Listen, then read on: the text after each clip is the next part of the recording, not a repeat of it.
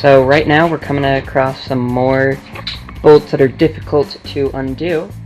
So we have to undo these bolts right here in order to get behind it to remove the whole tailgate assembly.